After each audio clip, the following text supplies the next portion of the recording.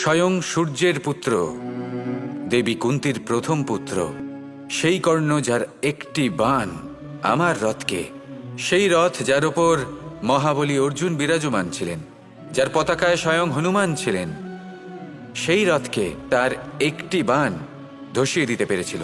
সেই কর্ণ যুদ্ধক্ষেত্রে নিজের সমাপ্তির সম্মুখীন হলেন। কারণ কি ছিল? দুর্যোধনের সাথে বন্ধুত্ব রাখার জন্য? তার অনুচিত কর্মে কোনোদিন কোনো প্রতিবাদ করেননি, তাকে সঙ্গ দিয়েছেন এই নির্বাচন।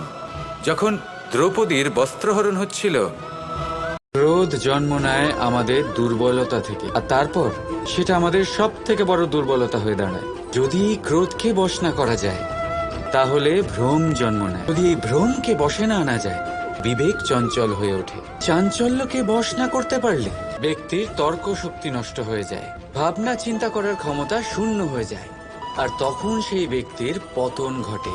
তাই জন্য নিজের ক্রোধকে বশে রাখুন আর নিজের মনকে শান্ত হতে বলুন। এই সংসারে যদি আমাদের স্বপ্ন এই সংসারের দুঃখ হরণ করার জন্য, এই সংসারে সুখ বিতরণ করার জন্য হয়, তবেই আমাদের প্রগতি সম্ভব। যদি আমাদের এই স্বপ্ন শুধুই আমাদের এবং আমাদের স্বার্থ সিদ্ধির জন্য হয়, তাহলে এই স্বপ্ন আমাদের অন্ধ করে দেবে, আমাদের অন্ধকারের পথে নিয়ে যাবে, আর আমরাও সেই কীটের মতো হয়ে যাব। নিজেদেরই মায়াজালে আমরা নিজেই ফেঁসে যাব, আর শেষে আমরা যদি কিছু লাভ করি তা হবে একাকিত্ব, অন্ধকারময় মৃত্যু।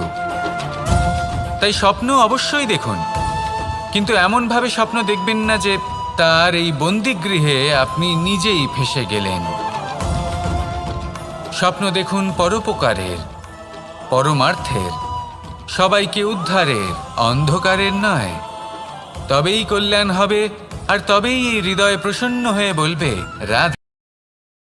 প্রতিশোধ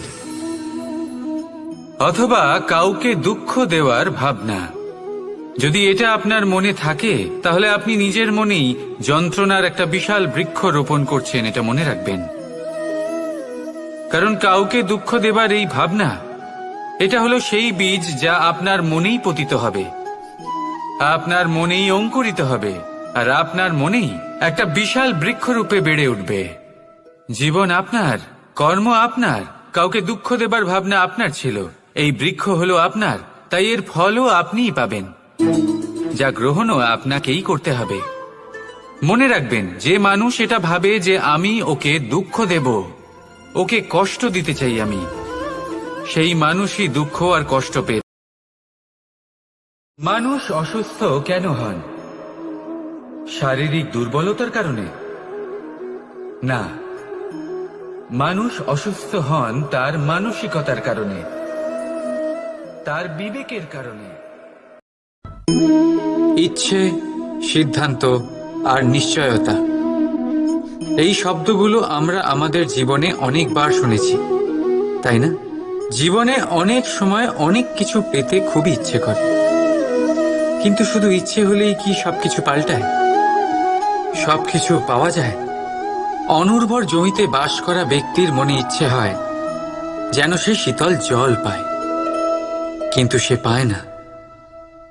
যে এক কুয়ো খোঁড়ার সিদ্ধান্ত নিয়েছে, সে মাটি খোঁড়ার জন্য কোদাল অবশ্যই পেয়ে যায়, আর যে নিশ্চিত করে নিয়েছে, সে দেরি করে হলেও সেই শীতল জল অবশ্যই পেয়ে যায়। তাই জীবনে কেবল ইচ্ছে করবেন না, সিদ্ধান্ত নিন, আর তারপর নিশ্চিত করুন, সব পেয়ে যাবেন।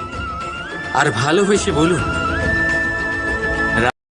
মানুষ জীবনে তিনটে কাজ অবশ্যই করে থাকে, কিছু দান করে, কিছু গ্রহণ করে, আর কিছু ত্যাগ করে দেয়। এটাও ভাবতে থাকে যে এটা করলে কিভাবে করবে। দেবার জন্য পর্যাপ্ত ধন নেই, নেবার জন্য সংসারে অত স্নেহ নেই, আর ত্যাগ করার জন্য জীবনে এত সুখই নেই, তাহলে কিভাবে করবে? আসলে আমরা বস্তুগত চাহিদা অর্জনে এত ব্যস্ত হয়ে পড়ি যে আমরা বুঝতেই পারি না যে কি নেবার আছে, কি দেবার আছে, আর কি ত্যাগ করার আছে।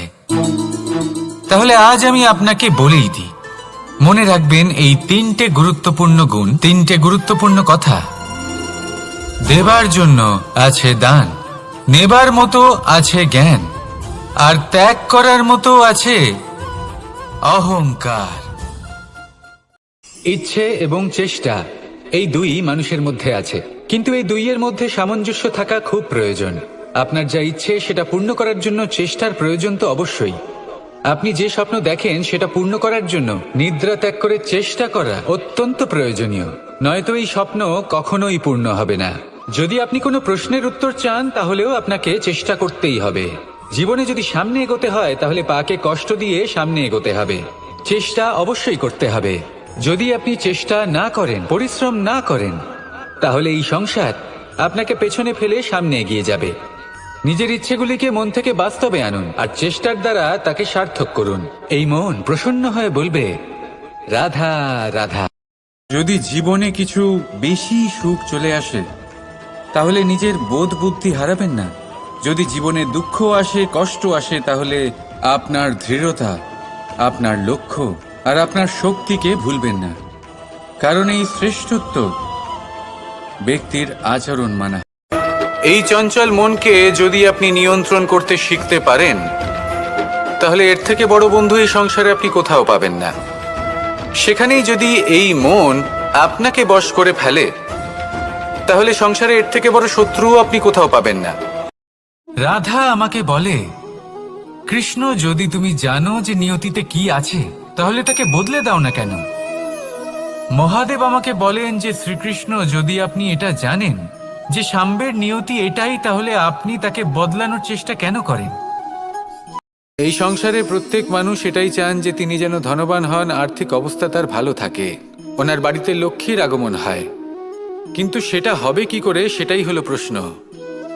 কেউ বলেন যে যদি পরিশ্রম করো তাহলে ধন অর্জন সম্ভব, কেউ বলেন যে যদি বিদ্যা লাভ হয় তবেই ধন অর্জন সম্ভব, কেউ বলেন যে যদি বলশালী হও তবেই সম্পন্ন থাকবে।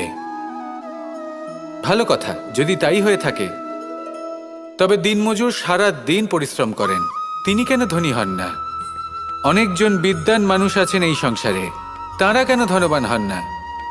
অনেক সংখ্যক বলশালী ব্যক্তি আছেন, তাদের কাছে ধন নেই কেন? তাদের কেন ধনের অভাব হয়? আবার এমনও কিছু মানুষ আছেন যারা পরিশ্রম করেন, তারা দিনমজুর, কিন্তু তারা ধন অর্জন করতে পারেন। কিছু বিদ্বান ব্যক্তি আছেন যাদের কাছে অধিক মাত্রায় ধন রয়েছে, কয়েকজন বলশালী ব্যক্তি রয়েছেন যাদের কাছে ধনের ভারসাম্য। এটাই হলো জীবনের সবথেকে বড় নিয়ম। আমাদের সবার জীবনে সমস্যা রয়েছে, কখনো মন দিয়ে ভেবে দেখবেন। জীবনে যদি কোনো ক্ষুদ্র সমস্যা বা ছোট সমস্যা থাকে আর সেটা সমাধান করার জন্য আপনি বেশি চেষ্টা করছেন, তাহলে তার দ্বারা সমাধান হয় না, বরং আরও বিপদ বেড়ে যায়। যখন কোনো বড় সমস্যা থাকে আর আপনি কম চেষ্টা করতে থাকেন, তখন সমাধান হয় না, তা চলতেই থাকে। শুধু এটাই হলো ব্যাপার। জীবনের সমস্ত সমস্যার একটা ভারসাম্য বজায় রাখা, যদি এটা আপনি শিখে ফেলতে পারেন, জীবনটা আপনার হাতের মুঠোয় থাকবে। আসুন আমার সাথে ভালোবেসে বলুন, রাধা রাধা।